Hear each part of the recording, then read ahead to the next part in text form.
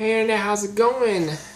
Oh, it's very sad for the PlayStation TV because the PlayStation TV will no longer be on sale in Japan, and that is actually really sad because when you really think about it, or at least look at what its function is, pretty much it's the same as that little cartridge that the SNES put out, or to where that you can play your Game Boy games on your TV or on your Super Nintendo, or pretty much like the game, or pretty much like that GameCube add-on.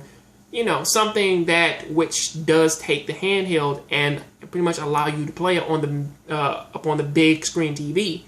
Now, all that's fine and cool, but when you really think about it and think about its features and think about how often that you are going to use this thing in terms of and actually looking at the relation to remote play and thinking about what you can do in terms of you being in the home with it, you kind of look at it and you say, well, I probably shouldn't buy this product, because as standalone of it just saying this thing is just as a, well, pretty much it's just a remote play adapter, meaning that it just makes the remote play longer and better, and I can use it from anywhere in my home. So, of course, I hook this up to my TV, and I can remote play all my games or some stuff like that, or pretty much I can hook it up in a different room, and while somebody's on the PlayStation 4 in my room, somebody can be in the living room and they do their own thing with the PlayStation Vita, and then it's perfect like that,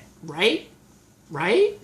But at the end of the day, though, for that to be its only feature, you still kind of look at it and you say, well, is it worth the money? Is it something in which that I really want to do? To a lot of people, no, because we still have that same problem in which that we have today, where that a lot of people really don't want to purchase a game and then or at least game at home, and people really don't deal with handhelds upon their TVs, because most of the time you just play the handheld if you really wanted to, or most people, they usually pull out a handheld when they're on the go. That's usually how people use these things, unless pretty much you really want to argue that you use it for the kids and stuff. So, you know, it does kind of have it. I mean, I see its perks, I see its uses, but at the same time, though, you still look at this device and you ask the question of, do I really need it? Most likely, no. I mean, I have a Vita. I would like to play some of my games upon the TV. However, I slowly kind of realized that the Vita kind of has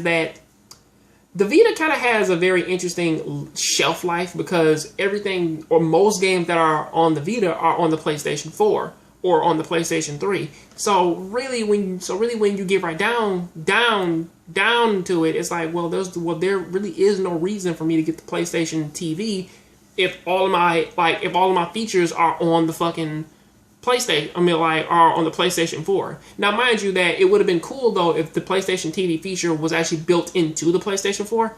Then it would be a very completely different thing. But you know, if you are still looking for a PlayStation TV, you can still get one here in America, and I believe in Europe. I believe that this is only affecting Japan at the moment.